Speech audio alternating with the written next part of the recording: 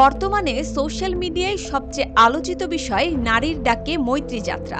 এই মৈত্রী যাত্রায় ব্যবহৃত বিভিন্ন প্লে কার্ড, স্লোগান সবকিছু নিয়ে চলছে আলোচনা, মিমস ও সমালোচনা।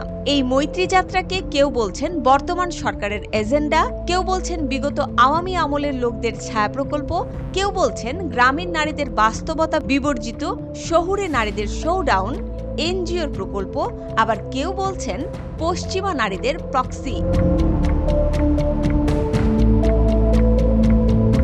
নারীর ডাকে মৈত্রী যাত্রায় পুরুষতান্ত্রিক সমাজকে ধুয়ে ফেলা হয়েছে।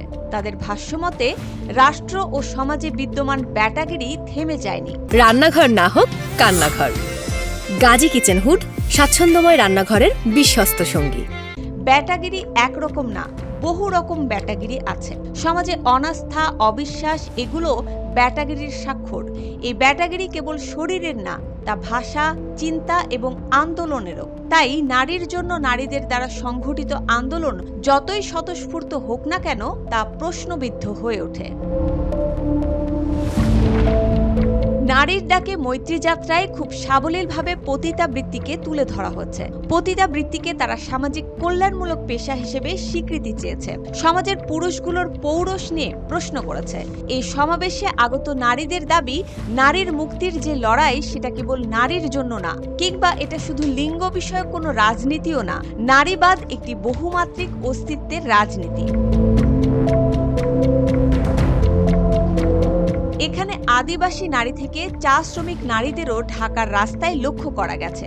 উপস্থিত সমাবেশে তারা বলেছে, নারীর মুক্তি বা অধিকার এই শব্দগুলো রাষ্ট্র প্রায়শই তার নিজের উন্নয়নের খুঁটি হিসেবে ব্যবহার করে। তবে এই মুক্তি আসলে কতটা মুক্ত? আমাদের অভিজ্ঞতায় দেখি কিভাবে রাষ্ট্র সমর্থিত কর্মসূচি বা উন্নয়ন প্রকল্পে নারীর কণ্ঠ কখনোই তীব্র নয়, বরং তারা সেখানে সহযোগী হয়ে থাকে, যাদের ভাষা হতে হবে সভ্য, নিয়ন্ত্রিত ও প্রতিনিধিত্বযোগ্য। এর বাইরে গেলেই তারা হয়ে যান র্যাডিক্যাল, বিপজ্জনক, রাজনৈতিক। তাই চেয়েছিলাম হিস্সা, হয়ে গেলাম বেশ্যা স্লোগান তারা নিজেদের জন্য বেছে নিয়েছে।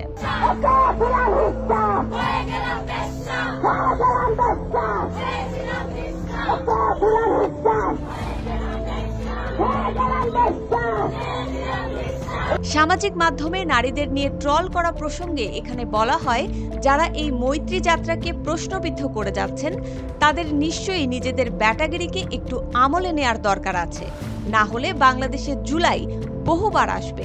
কিন্তু জুলাই যে দাবিগুলো নিয়ে সংঘটিত হয়েছিল সেই দাবিগুলো কখনোই পূরণ হবে না। এছাড়াও সবচেয়ে বড় বিষয় হচ্ছে, আমাদের এসব ব্যাটাগিরি আসলে ঔপনিবেশিক ও পিতৃতান্ত্রিক ক্ষমতা কাঠামোরই এক্সটেনশন, যা নিপীড়নের ভাষাকে ভিন্ন রূপে টিকিয়ে রাখে। মুসবা আলিম তিন্নি, জিটিভি নিউজ।